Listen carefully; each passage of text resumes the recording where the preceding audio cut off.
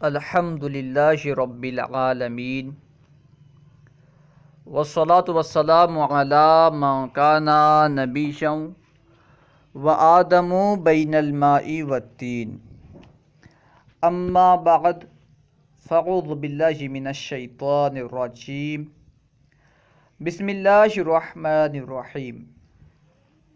آج ہم انشاءاللہ عز و جل نور الازح کا خطبہ پڑھیں گے۔ آئیے شروع کرتے ہیں۔ بسم اللہ الرحمن الرحیم۔ الحمد للہ رب العالمین والصلاة والسلام علی سیدنا محمد خاتم النبیین وعلی آلہ الطاہرین وصحابتہ اجمعین۔ بسم اللہ الرحمن الرحیم کا ترجمہ ہے، معنی ہے اللہ کے نام سے شروع جو نہایت مہربان رحم کرنے والا۔ بسم اللہ کے اندر اللہ تبارک و تعالیٰ کے 3 نام ہیں۔ سب سے پہلا نام لفظ اللہ، یہ اللہ تبارک و تعالیٰ کا ذاتی نام ہے، یہ ذات باری تعالیٰ کا علم ہے۔ اور الرحمن الرحیم یہ اللہ تبارک و تعالیٰ کے صفاتی نام ہیں۔ الرحمن اور الرحیم دونوں کا معنی ہے مہربان، یعنی رحم کرنے والا۔ دونوں میں حروف اصلیہ را ہا میم ہے، اس کا معنی ہے رحم کرنے والا۔ دونوں مبالغہ کے صیغے ہیں، لیکن دونوں میں کچھ فرق ہے۔ پہلا فرق تو یہی ہے کہ لفظ رحمان کا استعمال غیر اللہ کے لیے جائز نہیں ہے، یعنی غیر اللہ کے لیے لفظ رحمان استعمال نہیں کیا جائے گا۔ کسی غیر اللہ کو، اللہ کے علاوہ کسی دوسرے کو رحمان نہیں کہہ سکتے۔ اسی وجہ سے نہ نبی پاک صلی اللہ تعالی علیہ وسلم کے لیے اور نہ ہی کسی دوسرے انبیاء یا صحابہ کے لیے لفظ رحمان کا استعمال کیا گیا ہے۔ البتہ لفظ رحیم یہ غیر اللہ کے لیے استعمال ہو سکتا ہے۔ اسی وجہ سے خود قرآن کریم میں بھی رب تبارک و تعالی نے نبی پاک صلی اللہ تعالی علیہ وسلم کے لیے لفظ رحیم استعمال کیا۔ اس سے یہ بھی معلوم ہوتا ہے کہ ایک صفت جو اللہ تبارک و تعالی کی صفت ہے، وہ صفت بندے کے پاس بھی ہو سکتی ہے، لیکن اللہ تبارک و تعالی کے پاس، یعنی اللہ تعالیٰ کی صفت وہ اور طرح کی ہوگی، اور بندوں کی جو صفت ہوگی یہ اور طرح کی ہوگی، یعنی دونوں کی صفت میں زمین آسمان کا فرق ہوگا۔ ٹھیک ہے، اللہ تبارک و تعالی بھی رحیم ہے، حضور پاک صلی اللہ تعالی علیہ وسلم بھی رحیم ہے۔ تو لفظ رحیم سن کر کوئی شرک کا فتویٰ نہ لگا دے کہ اللہ کو بھی رحیم کہتے ہیں، نبی کو بھی رحیم کہتے ہیں، گویا کہ نبی کو انہوں نے اللہ کے برابر کر دیا۔ نہیں، ہم نے برابر نہیں کیا، بلکہ یہ لفظ تو قرآن پاک میں استعمال ہوا ہے، اور ظاہر سی بات ہے جب قرآن پاک میں استعمال ہوا ہے تو کیا قرآن پاک نبی کو اللہ کے برابر کرائے گا؟ نہیں ٹھہرائے گا۔ ظاہر سی بات ہے قرآن پاک نبی کو اللہ کے برابر نہیں ٹھہراتا، بلکہ دونوں میں فرق ہے۔ یعنی نبی یہ اللہ کی عطا سے رحیم ہے، اللہ کی عطا سے رحم فرمانے والے ہیں، اللہ خود بخود رحم فرمانے والا ہے۔ ٹھیک ہے، دراصل رحمت کا جو معنی ہے نا، رحمت کہتے ہیں رقت قلب کو۔ رحمت کسے کہتے ہیں؟ رقت قلب کو، دل کی نرمی کو رحمت کہتے ہیں۔ اور دل کا ہونا، جسم کا ہونا، یہ انسانی خاصہ ہے، یعنی اللہ تبارک و تعالی ان سے پاک ہے، جسم اور دل وغیرہ سے اللہ تعالیٰ پاک ہے۔ ٹھیک ہے، تو جب اللہ تبارک و تعالی جسم اور جسمانیت سے پاک ہے، یعنی جسم اور جو جسم کے تقاضے ہیں ان سے پاک ہے، تو پھر اللہ تبارک و تعالی کے لیے لفظ رحمان یا رحیم کا استعمال کرنا کیسے درست ہو گیا؟ رحمان کا معنی رحم فرمانے والا، رحیم کا معنی بھی مہربان رحم فرمانے والا، تو کیسے درست ہو گیا؟ جبکہ رحمت کا معنی ہے رقت قلبی۔ اس میں علماء فرماتے ہیں کہ وہ صفات جو اللہ تبارک و تعالیٰ کے لیے جن کا استعمال درست نہ ہوتا ہو، ٹھیک ہے، تو ان کے انجام کی طرف نظر کرتے ہوئے انہیں اللہ تبارک و تعالیٰ کے لیے استعمال کیا جاتا ہے. یعنی لفظ رحمان یا رحیم ہے، ٹھیک ہے، یہ اللہ تعالیٰ کے لیے استعمال ہوتا ہے انجام کی طرف نظر کرتے ہوئے. جب کسی بندے پر کسی کو رحم آتا ہے، جب کوئی کسی پر رحمت کرنا چاہتا ہے تو کیا کرتا ہے؟ اس پہ انعام کرتا ہے، اسے معاف کر دیتا ہے، اس کے درجے کو بلند کرتا ہے. یہ رحمت کا انجام ہے، یعنی رحمت کی انتہا ہے. رحمت کی بنیاد پر بندہ کیا کرتا ہے؟ کسی پر مہربانی کرتا ہے، مدد کرتا ہے، اس کی پریشانی دور کرتا ہے، یہی کرتا ہے نا رحمت کی وجہ سے. تو یہ ہے رحمت کی انتہا، رحمت کا انجام. تو لفظ رحمت کا جو معنی ہے یہ تو اللہ تبارک و تعالیٰ کے لیے استعمال کرنا درست نہیں ہے، البتہ اس کا جو انتہائی معنی ہے، یعنی انعام دینا، مدد کرنا، خوشی دینا، غم کو دور کرنا، مصیبت کو دور کرنا، یہ معنی اللہ کے لیے درست ہے. اور جب بھی یہ کہا جاتا ہے کہ اللہ تبارک و تعالیٰ نے رحمت فرمایا، اس سے مراد یہی ہے کیونکہ اللہ تبارک و تعالیٰ جسم اور جسمانیت سے پاک ہے، جو کہ رحمت کا حقیقی معنی ہے، یعنی رقت القلب. ٹھیک ہے، رقت القلب اللہ تعالیٰ کے لیے استعمال نہیں ہو سکتا کیونکہ اللہ تعالیٰ قلب سے پاک ہے. لفظ قلب یعنی دل سے پاک ہے. تو اس کا جو انجام ہے، انتہائی معنی جو ہے، اس کو ہم مراد لیں گے، یعنی بندے پر فضل فرماتا ہے، رحم فرماتا ہے، اسے معاف کرتا ہے، اسے نعمتیں عطا کرتا ہے. ٹھیک ہے. اب دراصل نور الایضاح جو ہے یہ فقہ کی کتاب ہے، علم فقہ میں کتاب لکھی گئی ہے. تو مصنف کو چاہیے تھا سب سے پہلے جو فقہ کی باتیں ہیں وہی بیان کریں، کیونکہ کتاب فقہ کی ہے تو شروع فقہ کی عبارات سے کرنی چاہیے، کسی مسئلے سے کر دینی چاہیے. تو مصنف نے سب سے پہلے بسم اللہ الرحمن الرحیم سے شروع کیوں کیا؟ شروع تو کسی اور سے بھی کر سکتے تھے. جب کتاب فقہ کی ہے تو فقہ کے کسی مسئلے سے یا کسی عبارت سے شروع کرنا چاہیے. حالانکہ مصنف نے ایسا نہیں کیا. کیوں؟ جب کتاب فقہ کی ہے تو فقہ کے مسئلے سے شروع کرنا چاہیے. دراصل حدیث پاک کی وجہ سے، کیونکہ حدیث پاک میں بسم اللہ الرحمن الرحیم کے بہت فضائل ہیں. یہاں تک کہ کہا گیا جس کام کو بسم اللہ الرحمن الرحیم سے شروع نہ کیا جائے وہ کام ادھورا رہتا ہے. ٹھیک ہے، اسی وجہ سے مصنف علیہ الرحمٰن نے بسم اللہ سے شروع کیا. نیز قرآن پاک کی اقتدا کرتے ہوئے، قرآن پاک میں کیونکہ اس طرح استعمال کیا گیا ہے، قرآن پاک کی ابتدا کیسے ہے؟ بسم اللہ الرحمن الرحیم سے ہے. تو قرآن پاک کے نقش قدم پر چلتے ہوئے، یعنی قرآن پاک میں جس طرح استعمال کیا گیا ہے اس کو اپناتے ہوئے مصنف نے بسم اللہ سے شروع کیا. اس کے بعد الحمد کو لایا، الحمدللہ رب العالمین، تمہید. تو یہاں پہ اعتراض ہوتا ہے کہ آپ نے کہا بسم اللہ الرحمن الرحیم کے بارے میں حدیث پاک وارد ہے کہ جو کام بسم اللہ سے شروع نہ کیا جائے وہ کام ادھورا رہتا ہے. ٹھیک اسی طرح کی حدیث تمہید کے بارے میں بھی ہے، یعنی الحمد شریف کے بارے میں بھی ہے. تو مصنف نے سب سے پہلے بسم اللہ ذکر کیا، اس کے بعد الحمدللہ رب العالمین یعنی تمہید بعد میں لائے. جب دونوں کے بارے میں حدیث ہے تو مصنف نے بسم اللہ کو ترجیح کیوں دی؟ بسم اللہ کو پہلے کیوں لایا؟ الحمد شریف کو پہلے کیوں نہیں لایا؟ دراصل علماء فرماتے ہیں ابتدا کی 3 قسمیں ہیں. حدیث پاک کے جو الفاظ تھے کلو امر ذی بال لم یبدا بسم اللہ فہو قطع، اس طرح الحمد کے بارے میں بھی ہے. ٹھیک ہے، او کما قال رسول اللہ صلی اللہ علیہ وسلم، یعنی جو کام بسم اللہ سے شروع نہ کیا جائے، جس کام کی ابتدا بسم اللہ سے نہ کی جائے وہ کام ادھورا رہتا ہے. اور ایک حدیث پاک میں ہے جس کام کی ابتدا الحمد شریف سے نہ کی جائے وہ کام ادھورا رہتا ہے یا پھر بے برکت والا رہتا ہے. ٹھیک ہے، تو کسی بھی کام کی آپ ابتدا کریں، ظاہر سی بات ہے ابتدا 2 چیزوں سے ایک ساتھ نہیں ہو سکتا. اگر آپ بسم اللہ سے ابتدا کریں گے تو الحمد شریف سے ابتدا نہیں ہوگا. اگر آپ الحمد شریف سے ابتدا کریں گے یعنی تمہید سے ابتدا کریں گے تو بسم اللہ سے ابتدا نہیں ہوگا. تو ایک ساتھ میں دونوں حدیث پر کیسے عمل کر سکتے ہیں؟ علماء فرماتے ہیں کہ ابتدا کی 3 قسمیں ہیں. کتنی قسمیں ہیں؟ 3 قسمیں. نمبر 1 ابتدائی حقیقی، نمبر 2 ابتدائی اضافی، نمبر 3 ابتدائی عرفی. ابتدائی حقیقی کسے کہتے ہیں؟ اضافی کسے کہتے ہیں؟ عرفی کسے کہتے ہیں؟ پہلے آپ اسے سمجھیں.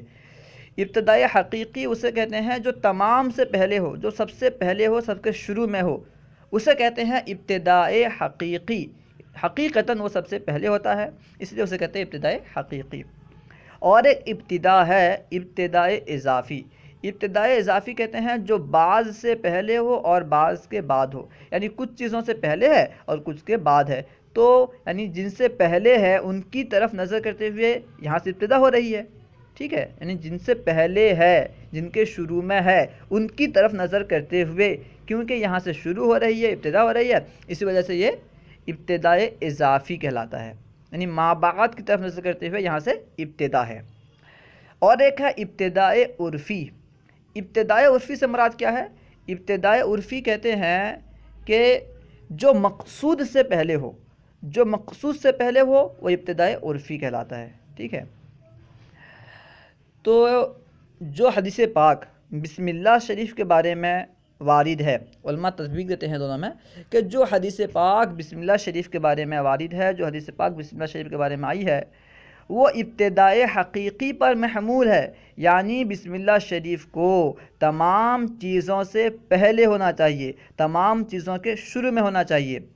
اور جو حدیث پاک تمہید کے بارے میں ہے اسے ابتدائے اضافی میں وارد کرتے ہیں یا ابتدائے عرفی میں وارد کرتے ہیں، محمول کرتے ہیں۔ چاہے آپ جو تمہید والی حدیث کو ابتدائے اضافی میں محمول کرو یا ابتدائے عرفی میں محمول کرو تو دونوں صورت میں درست ہوگا، لیکن جو بسم اللہ والی حدیث ہے اسے آپ کو چاہیے کہ آپ اسے ابتدائے حقیقی پر محمول کریں، اب دونوں میں تطبیق ہو جائے گی۔ یعنی بسم اللہ والی حدیث سے مراد کیا ہے؟ سب سے پہلے بسم اللہ شریف ہو، اور ابتدائے اور جو تمہید والی حدیث ہے، ٹھیک ہے، تو اسے یا تو ابتدائے عرفی پہ محمول کریں یا ابتدائے اضافی پہ محمول کریں۔ ابتدائے عرفی پہ محمول کریں گے تو کیا ہوگا؟ مقصود سے پہلے تمہید ہونا چاہیے، اور اگر اضافی پہ محمول کریں گے تو کچھ چیزوں سے پہلے تمہید ہونا چاہیے، ٹھیک ہے۔ بسم اللہ میں 3 نام ہیں، لفظ اللہ یہ ذاتی نام ہے، الرحمن الرحیم یہ صفاتی نام ہے۔ بسم اللہ میں جو رسم الخط ہے اصل میں اسم تھا، با کے جب با داخل ہوا تو اسم کا الف گر گیا، ٹھیک ہے، یہ یہاں پہ خلاف قیاس ہے، ٹھیک ہے۔ بسم اللہ الرحمن الرحیم کا معنی ہے تمام تعریفیں اللہ کے لیے جو نہایت مہربان رحم کرنے والا۔ اب الحمدللہ رب العالمین، الحمدللہ رب العالمین میں الحمد جو ہے اس کا معنی ہے تمام تعریفیں، حمد کا معنی ہوتا ہے تعریف کرنا، ٹھیک ہے، الحمد تمام تعریفیں۔ آپ سوچتے ہوں گے کہ الحمد کا معنی آپ نے تمام تعریف کیسے کی؟ حمد کا معنی تو تعریف کرنا ہے، تو آپ نے الحمد کا معنی تمام تعریفیں کس طرح کیا؟ دراصل الف لام جو ہوتا ہے نا وہ کئی معنی کے لیے استعمال ہوتا ہے، الف لام لانے کے کئی مقاصد ہوتے ہیں، تو یہاں پہ جو الف لام ہے الحمد میں، اس میں علماء فرماتے ہیں، علماء کے مختلف اقوال ہے۔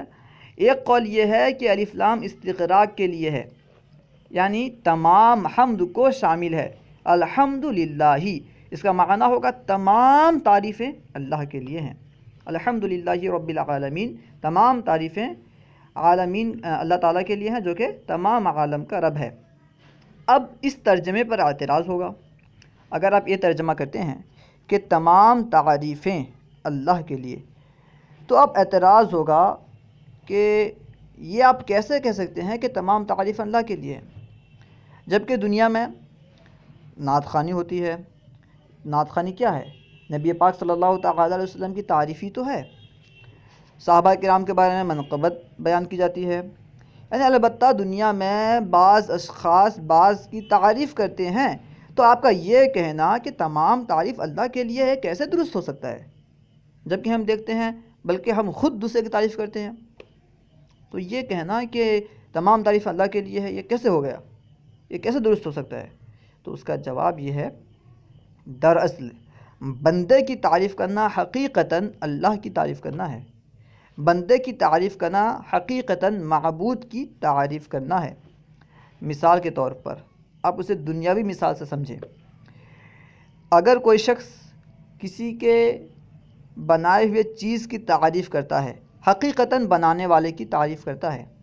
مثال کے طور پر اگر کوئی کاریگر کوئی گھر بناتا ہے اور کوئی شخص اس گھر کی تعریف کرتا ہے، کہتا ہے زبردست گھر ہے، زبردست گھر بنایا ہے، بہت بہترین، کیا ہی خوبصورت گھر ہے، کیا ہی خوبصورت مکان ہے۔ تو اس گھر کی تعریف حقیقتاً بنانے والے کی تعریف ہے۔ ٹھیک اسی طرح کیونکہ اللہ پورے عالم کا، پورے دنیا کا خالق ہے، اسی وجہ سے دنیا کے کسی بھی شخص کی تعریف ہو، حقیقتاً وہ تعریف اللہ تعالیٰ کی ہے، اب یہ اعتراض نہیں ہوتا۔ ٹھیک ہے، للہ میں جو لام ہے، یہ لام تخصیص کے لیے ہے، یعنی اللہ ہی کے لیے ہے۔ رب، رب جو ہے یہ فعل کے وزن پر ہے، فعلن کے وزن پر ربن ہے، تو پہلا با ساکن تھا، اس کو ادغام کر دیا تو ربن ہو گیا۔ ٹھیک ہے، رب کا معنی ہے پالن ہار، پالنے والا۔ رب جو ہے یہ تربیت سے بنا ہے، اس کا مادہ تربیت ہے، یعنی تربیت سے یہ بنا ہے۔ تربیت کسے کہتے ہیں؟ تربیت کہتے ہیں کسی چیز کو تدریجاً اس کے منزل تک پہنچانا، کسی چیز کو تدریجاً یعنی آہستہ آہستہ اس کے منزل تک پہنچانا، یہ کیا کہلاتا ہے؟ تربیت کہلاتا ہے۔ کیونکہ اللہ تبارک و تعالیٰ دنیا میں ہر چیز کو آہستہ آہستہ، یعنی جس کو جس طرح پہنچانا چاہیے، کیونکہ بچہ پیدا ہوتا ہے ایک ساتھ ایک دم میں بوڑھا نہیں ہو جاتا، یا ایک دم میں جوان نہیں ہو جاتا، بلکہ آہستہ آہستہ تدریجاً تدریجاً پہلے بچہ تھوڑا سا بڑا ہوتا ہے، پھر چلنا سیکھتا ہے، پھر کھاتا ہے، پھر دوڑتا ہے، پھر تھوڑا بڑا ہوتا ہے، اس طرح میں تدریج کے ساتھ آہستہ آہستہ بڑا ہوتا ہے۔ اسی طرح دنیا کے ہر کام کو دیکھ لیں، وہ تدریجاً ہو رہے ہیں۔ ٹھیک ہے، تو رب کا معنی کیا ہے؟ یعنی پالن ہار۔ اور تربیت کا معنی کیا ہے؟ تربیت کہتے ہیں نا، بچے کی تربیت کر رہی، تربیت صحیح سے کرو، یعنی صحیح طرح سے اس کو بڑھاؤ، صحیح طرح سے اس کی حفاظت کرو، بڑھاؤ۔ ٹھیک ہے، اور عالمین، العالمین جو ہے یہ عالم کی جمع ہے۔ العالمین کیا ہے؟ عالم کی جمع ہے۔ عالم کہتے کسے ہیں؟ عالم جمیع ما سوی اللہ کو کہتے ہیں، یعنی اللہ کے سوا جو بھی ہے یہ کیا ہے؟ عالم ہے۔ عالم کسے کہتے ہیں؟ عالم جمیع ما سوی اللہ کو کہتے ہیں۔ اب یہاں اعتراض ہوگا کہ جب عالم جمیع ما سوی اللہ کو کہتے ہیں تو یہاں پہ جمع کیسے لائے؟ لفظ عالم ہے نا، تو اللہ کے علاوہ جو بھی ہے وہ تو عالم میں داخل ہے، تو پھر جمع لانے کی کیا حاجت؟ جمع تو تعدد پر دلالت کرتی ہے نا، جمع متعدد ہونے پر دلالت کرتی ہے۔ مثال کے طور پر آپ کہیں رجل، رجل کا معنی کیا ہے؟ ایک مرد۔ رجال کہیں تو کہیں سارے مرد۔ ٹھیک ہے، تو جب ایک ہی مرد ہے تو اس کو رجال کہنے کی حاجت کیا؟ جب ایک ہی مرد ہو تو اسے رجال کہنے کی حاجت کیا ہے؟ کیوں ہمیں اسے رجال کہیں گے؟ ہاں بھائی، ایک ہی مرد ہے، اسے رجال کہنے کی ضرورت کیا ہے؟ تو جب عالم، اللہ کے سوا جو بھی ہے وہ عالم ہے، جو بھی ہے، تو عالمین کہنے کی حاجت کیا ہے؟ جمع لانے کی ضرورت کیا ہے؟ جمع کیوں لائے؟ دراصل عالم تو ایک ہے، لیکن اس کے مختلف اقسام ہیں، اس کے مختلف انواع ہیں، ان انواع کی طرف نظر کرتے ہوئے، ان اقسام کی طرف نظر کرتے ہوئے عالم کی جمع لائی گئی ہے۔ یعنی ایک ہے عالم الانس، انسانوں کا ایک عالم ہے، ٹھیک ہے، ایک عالم الجن، عالم الملک وغیرہ وغیرہ۔ تو عالم کے جو انواع ہیں، جو اس کے اقسام ہیں، ان اقسام کی طرف نظر کرتے ہوئے عالم کی جمع لائی گئی ہے۔ ٹھیک ہے، گویا کہ عالم الانس، عالم الجن، عالم الملک وغیرہ، تو یہ گویا کہ بہت سارے عالم ہو گئے، حالانکہ یہ کیا ہے؟ عالم کے اقسام ہی ہیں۔ ٹھیک ہے، تو ان کے اقسام کی طرف نظر کرتے ہوئے عالم کی جمع لائی گئی ہے۔ ٹھیک ہے، اس کے بعد ہے والصلاۃ والسلام۔ صلاۃ کسے کہتے ہیں؟ صلاۃ کئی معنی میں استعمال ہوتا ہے۔ صلاۃ کا حقیقی معنی ہے دعا۔ صلاۃ جو ہے یہ دعا کے معنی میں استعمال ہوتا ہے۔ کبھی اس کا معنی نماز بھی ہوتا ہے، اور صلاۃ اعلیٰ آئے تو اس کا معنی جنازہ پڑھنا بھی ہوتا ہے۔ ٹھیک ہے، جب لفظ صلاۃ کی نسبت اللہ تبارک و تعالیٰ کی طرف کی جائے تو اس کا معنی ہے رحمت نازل کرنا، نزول رحمت معنی ہوتا ہے۔ جب لفظ صلاۃ کی نسبت اللہ کی طرف ہو تو اس کا معنی کیا ہوتا ہے؟ رحمت اتارنا، رحمت بھیجنا، رحمت نازل کرنا۔ اور جب اس کی نسبت بندے کی طرف ہو تو اس کا معنی ہوتا ہے رحمت طلب کرنا۔ فرشتے کی طرف ہو تب بھی ہوتا ہے رحمت طلب کرنا، یا پھر چرندوں پرندوں کی طرف ہو تو معنی ہوتا ہے تسبیح کرنا۔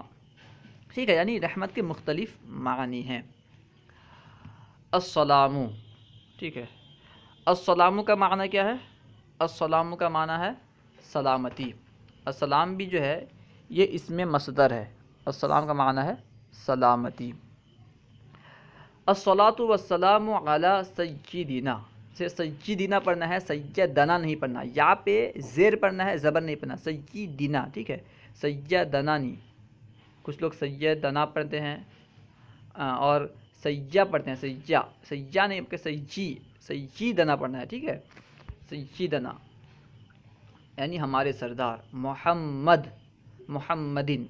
لفظ محمد جو ہے یہ اس میں مفعول کا صیغہ ہے. اس کا معنی ہے جس کی بار بار تعریف کی جائے، جس کی تعریف کیا ہوا، بار بار تعریف کیا ہوا. خاتم النبیین، خاتم النبیین یعنی آخری نبی. اس کو خاتم النبیین بھی پڑھ سکتے ہیں، نبیین، اور خاتم النبیین بھی پڑھ سکتے ہیں، ٹھیک ہے. دونوں صورت میں اس کا معنی ہوگا آخری نبی، اور یہ حضور پاک صلی اللہ تعالیٰ علیہ وسلم کا خاصہ ہے. خاتم کا معنی کیا ہوتا ہے؟ خاتم اگر پڑھیں گے خاتم النبیین تو معنی ہوگا نبیوں کو، یعنی سلسلہ نبوت کو ختم کرنے والا. نبیوں کو ختم کرنے والا سمجھا کیا؟ سلسلہ نبوت کو ختم کرنے والا. اور اگر خاتم پڑھیں گے، خاتم کا معنی ہوتا ہے انگوٹھی، کیونکہ پہلے زمانے میں انگوٹھی کے ذریعے سے مہر لگاتے تھے. یعنی جیسے کوئی کتاب لکھے یا کوئی خط لکھے، خط کے آخر میں دیکھیں گے انگوٹھی سے مہر لگاتے ہیں. یہ مہر لگانا کیا ہے؟ اختتام کی دلیل ہے کہ یہاں پہ ختم ہوا، جو بات چل رہی تھی یہاں پہ ختم ہو گئی، ٹھیک ہے. ہر چیز کے آخر میں، جو بھی چیز وہ کام کرتے تھے تو اس کے آخر میں کیا کرتے تھے؟ نہیں، جس پہ جہاں پہ مہر لگانے کی حالت ہوتی اس کے آخر میں مہر لگاتے. شروع میں مہر نہیں لگاتے بلکہ آخر میں مہر لگاتے. اور مہر کس سے لگاتے؟ انگوٹھی کے ذریعے لگاتے، ٹھیک ہے. تو گویا کہ نبی پاک صلی اللہ تعالیٰ علیہ وسلم یہ انبیاء کے لیے خاتم ہے، یعنی مہر ہیں، اور آپ کے بعد کوئی نبی نہیں ہونے والا. یہ حضور پاک صلی اللہ تعالیٰ علیہ وسلم کا خاصہ ہے کہ آپ خاتم الانبیاء ہیں، آپ کے بعد کوئی نبی نہیں آنے والا. اگر کوئی شخص یہ سمجھے کہ آپ کے بعد کوئی نبی آ سکتا ہے، ٹھیک ہے، تو وہ کافر ہے، اس کا کوئی ایمان نہیں ہے، ٹھیک ہے. کیونکہ نبی صلی اللہ علیہ وسلم کے آخری نبی ہونے پر علماء کا اتفاق ہے، اجماع ہے، قرآن پاک کی آیت سے ثابت ہے. اب ترجمہ دیکھیں. الحمدللہ رب العالمین والصلاة والسلام علی سیدنا محمد خاتم النبیین. تمام تعریفیں اللہ کے لیے جو کہ تمام عالم کا پالنہار ہے، اور درود و سلام ہو ہمارے سردار محمد، ہمارے سردار خاتم الانبیاء، ہمارے سردار محمد صلی اللہ علیہ وسلم پر جو کہ خاتم الانبیاء ہیں، یا پھر ہمارے سردار خاتم الانبیاء آخری نبی محمد صلی اللہ علیہ وسلم پر، ٹھیک ہے. درود اسلام کی کثرت کرتے رہنا چاہیے، کیونکہ اس کا ذکر قرآن پاک میں بھی آیا ہے، ٹھیک ہے. قرآن پاک میں اللہ تعالیٰ نے حکم دیا کہ بے شک ان اللہ و ملائکتہ یصلون علی النبی یا ایھا الذین آمنوا صلوا علیہ وسلموا تسلیما. بے شک اللہ اور اس کے فرشتے نبی پاک صلی اللہ تعالیٰ علیہ وسلم پر درود بھیجتے ہیں، تو اے ایمان والو تم بھی درود بھیجو. تو یہ درود پاک ہی ایک خاصہ ہے، درود پاک ہی ایک عبادت ہے، درود پاک ایک تنہا عبادت ہے جو رب تبارک و تعالیٰ بھی کرتا ہے. یعنی یہاں پہ جب رب تعالیٰ کرتا ہے تو اس کا کرنا عبادت نہیں ہوتا، ٹھیک ہے. یعنی ہمارے لیے عبادت ہے، رب کے لیے عبادت نہیں ہے، لیکن رب تعالیٰ یہ کرتا ہے. رب تبارک و تعالیٰ نے دوسری عبادات کا حکم دیا تو یہ نہیں کہا کہ میں بھی کرتا ہوں تم بھی کرو. جب نماز کا حکم دیا تو یہ نہیں کہا کہ میں بھی نماز پڑھتا ہوں تم بھی نماز پڑھو، میں زکوٰۃ دیتا ہوں تم بھی زکوٰۃ دو، میں روزہ رکھتا ہوں تم بھی روزہ رکھو، میں حج کرتا ہوں تم بھی حج کرو. اس طرح نہیں بولا دوسری عبادت کے ساتھ. ہاں، جب درود پاک کی باری آئی تو رب تبارک و تعالیٰ نے فرمایا کہ میں بھی درود پڑھتا ہوں تم بھی درود بھیجو. یعنی رب کا درود پڑھنا کیا ہے؟ رحمت نازل کرنا، ٹھیک ہے. میں بھی درود بھیجتا ہوں تم بھی درود بھیجو. تو اس سے درود پاک کی اہمیت معلوم ہوتی ہے کہ درود پاک کتنی اہم چیز ہے کہ جس سے رب تبارک و تعالیٰ خود کرتا ہے، ٹھیک ہے. تو ہر ایک کو درود پاک پڑھنی چاہیے، کثرت کے ساتھ پڑھنی چاہیے، کہ اس سے نبی پاک صلی اللہ تعالیٰ علیہ وسلم کا قرب حاصل ہوتا ہے. اور درود پاک کہا جاتا ہے کہ درود پاک سب سے بڑا وظیفہ کیا ہے؟ درود پاک ہے. ہر بیماری کے لیے، ہر مصیبت کے لیے درود پاک کافی ہے. سب سے بڑا وظیفہ درود پاک ہے. اگر بندہ ہمیشہ درود و سلام پڑھتا رہے تو انشاءاللہ عز و جل کبھی مصیبت میں مبتلا نہیں ہوگا. خیر، تو جب درود کی نسبت کیا جائے اللہ کی طرف تو کیا معنی ہوتا ہے؟ رحمت نازل کرنا. تو یہ مت کہنا کہ انہوں نے تو کہا اللہ درود پاک پڑھتا ہے، تو درود پڑھنے سے کیا ہے؟ رحمت نازل فرماتا ہے. یعنی اللہ اپنے شان کے مطابق اپنے محبوب صلی اللہ تعالیٰ علیہ وسلم پر درود بھیجتا ہے، رحمت نازل کرتا ہے، اپنے مقرب فرشتوں کے پاس ان کا ذکر کرتا ہے. الحمدللہ رب العالمین والصلاة والسلام علی سیدنا محمد خاتم النبیین. تمام تعریفیں اللہ کے لیے جو کہ تمام عالمین کا رب ہے، تمام عالم کا رب ہے، اور درود و سلام ہو ہمارے سردار، ہمارے آقا محمد صلی اللہ علیہ وسلم پر، محمد صلی اللہ علیہ وسلم آخری نبی پر، وعلی آلہ الطاہرین۔ آل کسے کہتے ہیں؟ آل جو ہے نا، ٹھیک ہے، اس کے بارے میں علماء کا اختلاف ہے کہ آل سے مراد ہیں کون۔ اختلاف مطلب کیا؟ مختلف اقوال ہیں۔ کچھ لوگ کہتے ہیں کہ آل سے مراد یہ نبی پاک صلی اللہ تعالیٰ علیہ وسلم کے ازواج ہیں، یعنی آپ کی بیویاں ہیں۔ کچھ لوگ کہتے ہیں کہ اہل بیت ہیں، یعنی آپ کے گھر والے جو بھی ہیں، حضرت فاطمہ، حضرت علی، حسن حسین رضی اللہ تعالیٰ عنہما، یہ مراد ہیں۔ کچھ لوگ کہتے ہیں کہ نہیں، تمام صحابہ مراد ہیں، اور کچھ لوگ کہتے ہیں کہ نہیں، بلکہ امت کے تمام متقی مراد ہیں، ٹھیک ہے، تمام متقی مسلمان مراد ہیں، ٹھیک ہے۔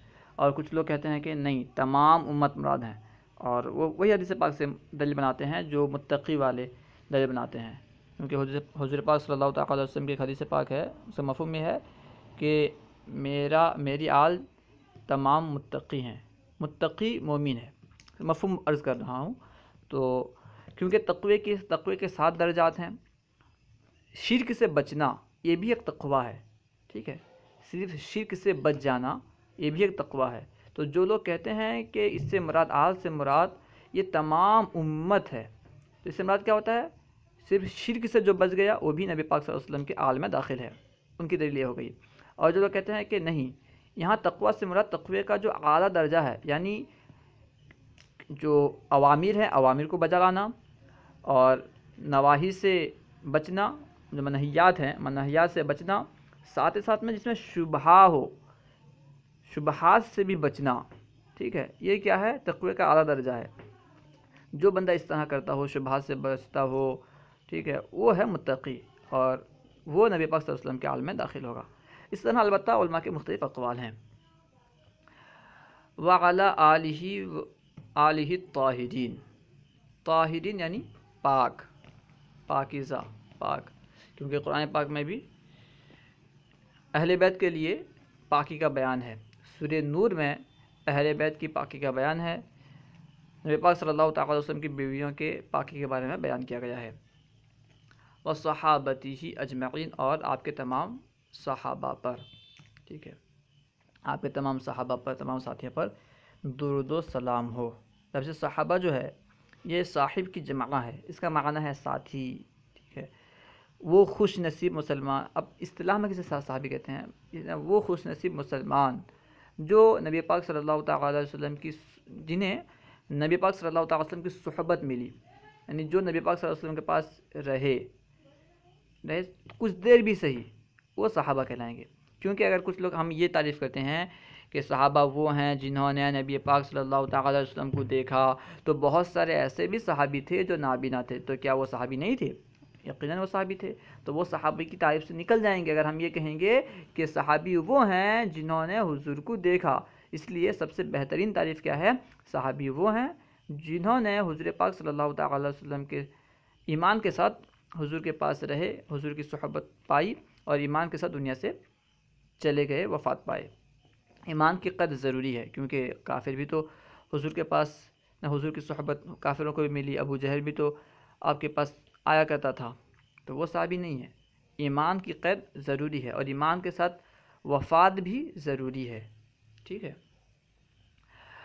وعلی آلہ الطاہرین وصحابتہ اجمعین، اور آپ کے پاکیزہ آل پر اور آپ کے تمام صحابہ پر کیا؟ یعنی درود و سلام نازل ہو، رحمت نازل ہو۔ قال العبد الفقیر الی مولاہ الغنی، قال کہا، العبد موصوف ہے، الفقیر اس کی صفت ہے، ٹھیک ہے، الفقیر یعنی محتاج، الی مولاہ غنی، اپنے بے نیاز مولا کی طرف محتاج بندہ، ٹھیک ہے، اپنے بے نیاز مولا کی طرف، اپنے بے نیاز آقا کی طرف، فقیر یعنی محتاج بندہ۔ اب اس سے بدل ہے ابو الاخلاص، ابو الاخلاص مصنف کی کنیت ہے، ابو الاخلاص مصنف کی کنیت ہے۔ حسن الوفائی، حسن جو ہے، لفظ حسن یہ ان کا نام ہے، اور وفائی جو ہے یہ ان کا لقب ہے، ٹھیک ہے، ابو الاخلاص کنیت، حسن نام، وفائی لقب، اور اس کے بعد جو ہے اشرم بلالی، اشرم اشرم لالی، ٹھیک ہے، یہ ان کے شہر کا نام ہے، اس کی وجہ سے آپ اس کی طرف منسوب کرتے ہوئے آپ کو کہا جاتا ہے شرڈم بلالی، شرڈم بلالی، یہ آپ کے شہر کا نام ہے شرڈم بلا، اس کی طرف منسوب کرتے ہوئے شرڈم بلالی کہا جاتا ہے۔ تو قال العبد الفقیر، یعنی اللہ کی طرف محتاج بندے نے، اللہ یعنی اپنے مولا غنی کی طرف محتاج بندے نے کہا، کیا کہا، اس سے بدل ہے نا تو اس طرح کہیں گے، اپنے مولا غنی، اپنے بے نیاز مولا کی طرف محتاج بندہ ابو الاخلاص حسن وفائی الشرم بلالی حنفی، حنفی کیوں کہلاتے ہیں؟ کیونکہ آپ مذہباً حنفی تھے، اس لیے حنفی کہلاتے ہیں۔ اپنے مولا، اپنے بے نیاز مولا کی طرف محتاج بندہ ابو الاخلاص حسن الوفائی شرم بلالی الحنفی نے کہا، انہو التمس منی بعض الاخلاء، کہ بے شک مجھ سے بعض دوستوں نے سوال کیا، التماس کیا، التماس کا معنی التماس کیا، بے شک مجھ سے بعض دوستوں نے التماس کیا، سوال کیا، کیا سوال کیا؟ اب بیچ میں یہ جملہ اعتراضی آ رہا ہے، عالمنا اعلمنا، ٹھیک ہے، یہ عالم ماضی سے ہے، نا جو ہے یہ مفعول بھی ہے، عالمنا لام کے ساکن کے ساتھ مت پڑھنا، لام کے ساکن کے ساتھ پڑھیں گے تو پھر یہ متکلم کا صیغہ ہو جائے گا، معنی الگ ہو جائے گا، ٹھیک ہے، عالمنا اللہ و ایاہم بلطفہ الخفی، یعنی اللہ تبارک و تعالی انہیں، ہمیں اور ان کو اپنے خاص مہربانی سے مشرف فرمائے۔ عالمنا یعنی ہمارے ساتھ معاملہ کرے، باب مفاعلہ سے ہے، معاملہ سے بنا ہے، اللہ تبارک و تعالی ہمارے ساتھ اور ان کے ساتھ مہربانی کا معاملہ کرے، خفی مہربانی یعنی پوشیدہ مہربانی، خاص مہربانی کا معاملہ کرے۔ کیا کہا انہوں نے؟ اب یہ بتا رہے ہیں، مقولہ یہاں سے ہے، ان اعملہ سے یہاں سے مقولہ ہے، انہو التمس منی بعض الاخلاء، بے شک مجھ سے بعض دوستوں نے کہا، ٹھیک ہے، بعض خلیل، خلیل کا معنی ہوتا ہے جگری دوست، خاص دوست، مجھ سے بعض دوستوں نے، بعض ساتھیوں نے کہا، ان اعملہ، کہ میں عمل کروں یعنی لکھوں، تیار کروں، مقدمتاً، ایک مقدمہ، مقدمہ کہتے ہیں چھوٹی کتاب کو، مقدمہ کیسے کہتے ہیں؟ مقدمہ کہتے ہیں، مقدمہ چھوٹی کتاب کو کہتے ہیں، اور اس کو مقدمہ بھی پڑھ سکتے ہیں، مقدمہ بھی پڑھ سکتے ہیں، دونوں پڑھ سکتے ہیں، مقدمہ اور مقدمہ دونوں پڑھ سکتے ہیں۔ مقدمہ کیسے کہتے ہیں؟ یہ اس کتاب کو جو فقہ پر چھوٹی کتاب کو، فقہ کی چھوٹی کتاب کو مقدمہ کہتے ہیں۔ اب دیکھیں کہا گیا ان اعمل مقدمتاً فی العباداتی، کہ میں عبادات پر ایک مقدمہ لکھوں، عمل کروں یعنی لکھوں، عمل کا معنی ہوتا ہے عمل کروں، میں عبادات پر ایک مقدمہ عمل کروں، لفظی معنی ہوگا یعنی لکھوں، تقرب، مقدمہ تقرب کر لیں، تقرب علی المبتدی، جو قریب کر دے مبتدی پر، مبتدی کہتے ہیں ابتدائی طالب علم کو، تقرب علی المبتدی، جو قریب کر دے مبتدی پر، کیا، ما تشتت من المسائل فی المطولات، تشتت یعنی مختلف، اسی سے بنا ہے شتہ، فقہ میں ایک باب آتا ہے ابواب شتہ، یعنی مختلف ابواب، مسائل شتہ یعنی مختلف مسائل، ٹھیک ہے، تو اس کا معنی کیا ہوگا کہ مجھ سے بعض میرے دوستوں نے طلب کیا، التماس کیا کہ میں عبادات پر ایک ایسا مقدمہ لکھوں جو ابتدائی طالب علم کو جو مطولات میں جو مسائل ہیں ان پر قریب کر دے، مطولات میں جو مسائل ہیں ان مسائل کو ابتدائی طالب علم پر قریب کر دے، ٹھیک ہے۔ ترجمہ کیا ہوگا کہ مجھ سے میرے دوستوں نے کہا، مطالبہ کیا کہ میں ایک مقدمہ یعنی چھوٹی کتاب تیار کروں۔ ترجمہ کا مطلب دیکھیں، قال انہو التمس منی بعض الاخلاء ان اعمل مقدمۃ فی العبادات تقرب علی المبتدی ما تشتت من المسائل فی المطولات، مجھ سے میرے دوستوں نے کہا کہ میں ایک مقدمہ یعنی چھوٹی کتاب تیار کروں جو فقہ کی بڑی بڑی کتابوں میں بکھرے ہوئے مسائل کو ابتدائی طالب علم کے قریب کر دے۔ جو بڑی بڑی کتابوں میں مختلف مسائل ہیں انہیں ابتدائی طالب علموں کے قریب کر دے، ایک ایسا مقدمہ لکھوں، ایک ایسا مقدمہ تیار کروں۔ فاستعنت باللہ تعالی، تو میں اللہ تبارک و تعالی سے مدد چاہتے ہوئے مدد طلب کرتا ہوں، چاہتا ہوں۔